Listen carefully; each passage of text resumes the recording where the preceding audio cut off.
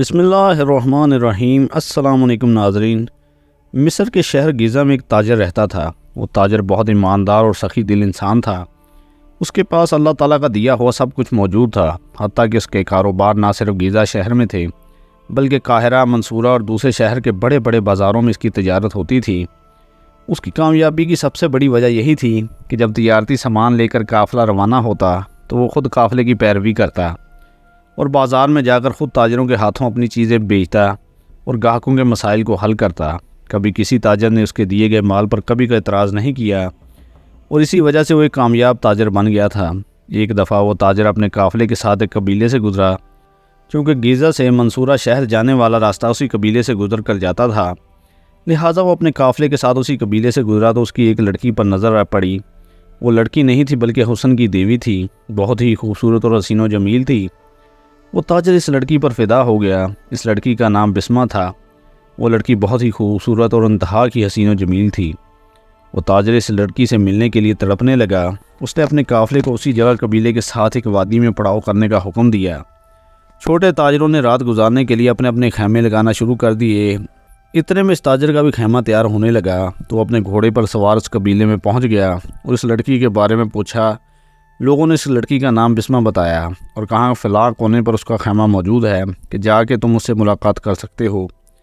قبیلے والے بھی جان چکے تھے کہ یہ بھی بڑے بڑے تاجروں کی طرح اس پر فدا ہو گیا ہے اور اس سے شادی کرنے کا خواہش مند ہوگا، لہٰذا انہوں نے طنزیہ مسکراہٹ کے ساتھ اس تاجر کو اس خیمے کی طرف بھیج دیا جس میں بسمہ رہتی تھی۔ تاجر سمجھ نہیں پا رہا تھا کہ آخر یہ طنزیہ مسکراہٹ کیوں کر رہے ہیں۔ وہ بسمہ کے خیمے کے اندر پہنچا۔ اس لڑکی نے تاجر کی اچھی مہمان نوازی کی اور مہمان نوازی کرنے کے بعد اسے اپنے خیمے میں آنے کی وجہ پوچھی تو تاجر نے بلا جھجک اسے اپنے ساتھ نکاح کرنے کی دعوت دے دی۔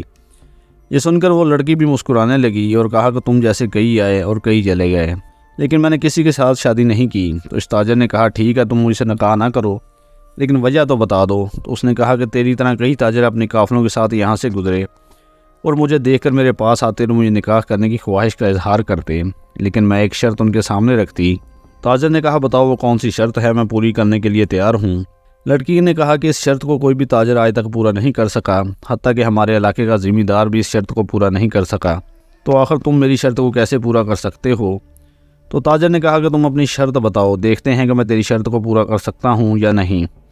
تو اس بسمہ نامی لڑکی نے کہا کہ جیسا کہ تم نے ہمارے قبیلے کو دیکھا ہے کہ جو کہ زوال کا شکار ہے، اور اس قبیلے کے ارد گرد نہ ہی کوئی بازار ہے اور نہ ہی کوئی چھوٹا موٹا کارخانہ جس میں قبیلے کی خواتین اور مرد کام کر کے اپنے 2 وقت کی روٹی کا بندوبست کر سکیں۔ قبیلے کے چند نوجوان دور دور کے بازاروں میں کام کرتے ہیں، لیکن ان کے کمانے سے قبیلہ خوشحال نہیں رہ سکتا۔ اگر تم ہمارے قبیلے کے ساتھ ایک بازار بنا دو اور اس بازار کو آباد کرنے کے لیے دور دور سے تاجر لے آؤ تو میں تم سے شادی کرنے کے لیے تیار ہو جاؤں گی۔ یہ خبر سن کر وہ تاجر تھوڑی دیر سوچ میں پڑ گیا۔ تو اتنے میں بسمہ نامی لڑکی نے کہا کہ میں جانتی تھی کہ تم میری شرط پوری نہیں کر سکتے، لہٰذا تم جا سکتے ہو۔ تو اتنے میں وہ تاجر مسکرانے لگا اور کہا کہ مجھے 1 ماہ کا وقت دو۔ 1 ماہ کے بعد اس قبیلے کے ساتھ ایک ایسا بازار ہوگا جو آپ نے اپنی زندگی میں کبھی نہیں دیکھا ہوگا۔ وہ تاجر وہاں سے چلا گیا، لیکن لڑکی کو پھر بھی اس کی بات پر یقین نہ آیا۔ وقت گزرتا رہا۔ چند دنوں کے بعد وہاں پر دکانیں بننا شروع ہو گئیں اور دیکھتے ہی دیکھتے 1 مہینے میں اس تاجر نے ایسا بازار بنا دیا جو کہ اسکندریہ اور منصورہ شہر کے بڑے بڑے بازاروں سے بھی اچھا تھا۔ اس میں لوگ خرید و فروخت کرنے لگے اور اب وہ قبیلہ جس کے ارد گرد جنگل تھا وہ ایک بازار بن گیا۔ اس تاجر نے اپنی ساری زندگی کی جمع پونجی اور جتنے بھی بازاروں میں بڑے بڑے تجارت کے ذریعے تھے ان سب کو لا کر اس بازار پر خرچ کر دیے۔ اب وہ تاجر اس بازار کا اکیلا مالک بن چکا تھا اور اس لڑکی کی بھی شرط پوری ہو چکی تھی۔ اور اب تاجر اس لڑکی کے پاس گیا اور کہا کہ بے شک میں نے تیری شرط پوری کر دی، بے شک تمہارے قبیلے میں کوئی بھی خواتین اب کاہلی کا شکار نہیں ہوگی، کیونکہ اس بازار کے ساتھ ہی میں نے ایک چھوٹا سا کارخانہ بھی بنا دیا ہے جس میں اس قبیلے کی خواتین قالین بنانے کا کام کریں گی اور ان کے کپڑے اور قالینوں کو ہمارے اس بازار سے اچھے داموں میں بیچا جائے گا اور اس کے بدلے تمہارے خواتین کو اچھی خاصی مزدوری ملے گی، اور جو تمہارے قبیلے کے ہنرمند نوجوان ہیں وہ اپنے ہنر کا جوہر دکھائیں گے، اور جو قبیلے کے نوجوان غریب ہیں ان کو میں نے دکانیں بنا کر دی ہیں جس سے وہ اچھی خاصی روزی کما سکتے ہیں۔ یہ سن کر بسمہ بڑی حیران ہو گئی کہ آخر ایک انسان اتنا سب کچھ ایک لڑکی کی محبت میں کیسے کر سکتا ہے جس نے اپنی زندگی کی ساری کی جمع پونجی صرف مجھ سے شادی کرنے کے لیے خرچ کر دی، لیکن پھر اس کے دماغ میں خیال آیا کہ یہ صرف میرے حسن پر عاشق ہو گیا ہے محبت اور تاجر کا کوئی جوڑ نہیں، لہٰذا بسمہ اس تاجر سے نکاح کرنے کے لیے مجبور ہو گئی۔ چند دنوں کے بعد اس کی شادی ہو گئی، وہ ایک دوسرے کے ساتھ ہنسی خوشی زندگی گزارنے لگے۔ تاجر بھی سمجھنے لگا تھا کہ میری بیوی مجھ سے بے پناہ محبت کرتی ہے، لیکن یہ اس اعتبار ایک دن ایسا ٹوٹ کر بکھرا کہ اس کی ساری دنیا اجڑ کر رہ گئی۔ ایک دن وہ تاجر بازار سے اپنے گھر لوٹا تو اس کی ملازمہ نے بتایا کہ حضور آپ کی بیوی کسی کام کے سلسلے میں دوسرے شہر چلی گئی اور وہ آپ کو کہہ کر گئی ہے کہ تقریباً 2 ہفتوں کے بعد میں واپس لوٹوں گی۔ تاجر اپنے بستر پر آرام کرنے لگا، اتنے میں اسے ایک ایسی چیز یاد آئی جس سے نے اس کی آنکھیں کھول کر رکھ دیں۔ وہ چیز دستاویزات تھے جو کہ اس تاجر کے دوسرے تاجروں کے ساتھ کیے گئے معاہدے تھے۔ وہ تاجر اسی وقت بستر پر اٹھا اور اس کمرے میں تلاش کرنے لگا کہ میں نے اپنی بیوی کو دستاویزات دیے تھے اور اس نے کہاں رکھے۔ تلاش کرتے کرتے اس کی نظر ایک ایسے صندوق پر پڑی جس میں اس کی بیوی کا سامان موجود ہوتا تھا۔ تاجر سمجھا کہ شاید میری بیوی نے وہ دستاویزات اسی صندوق میں چھپا کر رکھے ہوں، اور تاجر اسی وقت صندوق کے قریب گیا اور اس کو کھولا تو تلاش کرتے کرتے اسے ایک ایسی چٹھی ملی جس کو پڑھ کر اس کے رونگٹے کھڑے ہو گئے۔ وہ چٹھی کوئی اور چٹھی نہیں تھی بلکہ اس کی بیوی کو اس کے اپنے پرانے عاشق کی طرف سے لکھی گئی تھی۔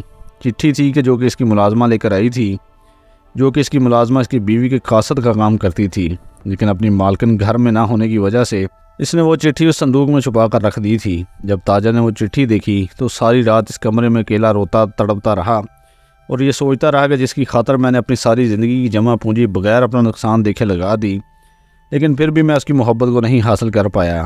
چند دنوں بعد سلطان صلاح الدین ایوبی کا قافلہ اسی بازار سے گزرا تو سلطان صلاح الدین ایوبی نے اس تاجر کو اتنا اداس دیکھا تو یہ سوال پوچھنے پر مجبور ہو گیا کہ جس انسان کی وجہ سے اس بازار میں اتنی رونق تھی، آج وہ اس اداس چہرے کے ساتھ کیوں بیٹھا ہوا ہے؟ وہ تاجر اور سلطان ایک دوسرے کو جانتے تھے اور سلطان صلاح الدین ایوبی ایک اچھا تاجر ہونے کی وجہ سے اس کی بہت عزت کرتے تھے۔ سلطان صلاح الدین ایوبی نے تاجر سے پوچھا، تاجر بتاؤ تمہاری پریشانی کیا ہے؟ تو اس نے سلطان صلاح الدین ایوبی کو شروع سے لے کر آخر تک اپنی بیوی کی مکمل داستان سنائی اور بتایا کہ کس طرح میں نے اپنی بیوی کی خاطر اپنی ساری کی ساری جمع پونجی اس بازار پر لگا دی تاکہ اپنی محبت کو حاصل کر پاؤں، لیکن میں اپنی بیوی کو پھر بھی حاصل نہیں کر پایا۔ جب سلطان صلاح الدین ایوبی نے وہ چٹھی پڑھی تو اس میں لکھا تھا کہ بے شک تم نے اپنے شوہر کو اپنی عقل مندی سے اپنی ساری زندگی کی جمع پونجی اس بازار پر لگانے میں کامیاب ہو گئی۔ اب تمہارا شوہر اپنی ساری زندگی کی جمع پونجی لگا کر وہاں پھنس چکا ہے، لہٰذا اب تم اسے طلاق بھی لے لو گی تو وہ پھر بھی اس بازار کو ختم نہیں کرے گا، لہٰذا فلاں دن تم اپنا قیمتی سامان لے کر اس جگہ پر آ جانا، ہم اس قبیلے کو ہمیشہ ہمیشہ کے لیے چھوڑ کر چلے جائیں گے۔ اور اس میں اس کے نیچے عاشق کا نام لکھا ہوا تھا جو اس تاجر کی بیوی کے ساتھ محبت کرتا تھا۔ سلطان صلاح الدین ایوبی رحمۃ اللہ علیہ نے چٹھی پڑھی تو سلطان مسکرانے لگے، تو اتنے میں وہ تاجر بولا، حضور میری دنیا اجڑ چکی ہے، لیکن آپ کی مسکرانے کی وجہ مجھے سمجھ میں نہیں آئی۔ تو سلطان صلاح الدین ایوبی نے اس کو ایک دکان کے اندر لے گئے اور ایک چٹھی پر کچھ تحریر لکھی، اور تحریر لکھنے کے بعد اس تاجر کو کہا کہ اب ملازمہ اور بیوی کو یہ معلوم ہوئے بغیر تم نے چٹھی بدل دی، پہلے چٹھی کی جگہ یہ چٹھی رکھ دینا، جس محبت کو تم اتنا سب کچھ خرچ کر کے نہیں حاصل کر پائے وہ تمہیں اس چٹھی سے حاصل کر لو گے۔ یہ سن کر وہ تاجر بڑا حیران ہوا کہ حضور آخر آپ نے چٹھی میں کیا لکھا؟ تو سلطان صلاح الدین ایوبی نے کہا کہ تم اس چٹھی کو اس وقت کھولنا جب تمہیں تیری محبت ہمیشہ ہمیشہ کے لیے مل جائے، اس سے پہلے تم نے چٹھی کو نہیں کھولنا۔ وہ نوجوان تجسس میں پڑ گیا اور اپنے گھر آیا اور اسی صندوق میں پہلی چٹھی کی جگہ سلطان صلاح الدین ایوبی رحمۃ اللہ علیہ کی لکھی ہوئی چٹھی رکھ دی اور آرام کرنے لگا۔ وقت گزرتا رہا، جیسے ہی اس کی بیوی اپنے گھر لوٹی تو اس کی ملازمہ نے آتے ہی اسے وہ چٹھی نکال کر دی، لیکن نہ ہی ملازمہ کو پتہ تھا کہ اس تاجر نے چٹھی بدل دی اور نہ اس کی بیوی کو پتہ چلا۔ جیسے اس کی بیوی نے وہ چٹھی پڑھی تو اسی وقت رونے لگی اور کہا، اے میرے مالک مجھ سے کیا گناہ ہونے والا تھا، بے شک میرے مالک نے تو مجھے بھٹکتے ہوئے راستے سے سیدھے راستے پر لگا دیا، اگر میں اپنی شوہر کی ساری زندگی خدمت کرتی رہوں تو پھر بھی میں اس کے شکر ادا نہیں کر سکتی۔ شام کو جب تاجر اپنے گھر لوٹا تو گھر داخل ہوتے ہی اس کی بیوی اس کے قدموں میں پڑ گئی، بے شک آج تک میں تم سے محبت کرنے کا جھوٹا دعویٰ کرتی رہی، لیکن اب مجھے احساس ہو گیا کہ تم نے میری محبت کی خاطر اپنا سب کچھ داؤ پر لگا دیا اور میں تم سے بے وفائی کرنے والی تھی۔ اس نے اپنے شوہر کو مکمل داستان سنائی۔ چونکہ اس کا شوہر پہلے سے سب کچھ جانتا تھا، اس نے اپنی بیوی کو سینے سے لگایا اور کہا کہ اگر میری ساری زندگی کی جمع پونجی میرے ہاتھ سے چلی جاتی تو مجھے ذرا بھی دکھ نہیں ہوتا، لیکن اگر تم میرے ہاتھ سے چلی گئی تو میں ساری زندگی تڑپ تڑپ کر مرتا۔ یہ سن کر اس کی بیوی اپنے شوہر کے سینے سے لگ گئی اور معافی مانگنے لگی، لیکن اب تاجر حیران تھا کہ آخر سلطان صلاح الدین ایوبی نے آخر اس چٹھی میں ایسا کیا لکھ دیا جس نے میری بھٹکی ہوئی بیوی کو سیدھے راستے پر لا کر کھڑا کر دیا۔ جس محبت کو میں اتنا سب کچھ قربان کرنے کے بعد بھی حاصل نہیں کر پایا، وہ ایک چٹھی سے میری ساری محبت کیسے واپس آ گئی۔ وہ نوجوان رات کو اٹھ کر اس صندوق کے قریب گیا اور صندوق کو کھول کر جب وہ چٹھی پڑھی تو اس کے رونگٹے کھڑے ہو گئے۔ اس چٹھی میں لکھا تھا: اے خاتون، میں نے تو صرف تیرے شوہر کی ساری جمع پونجی برباد کرنے کے لیے ہی تمہیں کہا تھا۔ وہ تو اپنی ساری جمع پونجی اس بازار پر لگا دے گا تو مصر کے بڑے بڑے بازاروں میں اس کا نام ختم ہو جائے گا اور میرے مقابلے میں کوئی تاجر نہیں ہوگا۔ اس لیے اب میرا مقصد کامیاب ہو گیا۔ تمہارا شوہر اپنی ساری زندگی کی جمع پونجی اس بازار پر لگا چکا اور اب مصر کے چھوٹے سے چھوٹے بازار میں تمہارے شوہر کا کاروبار ختم ہو چکا، لہٰذا اب میرا کام ختم ہو گیا۔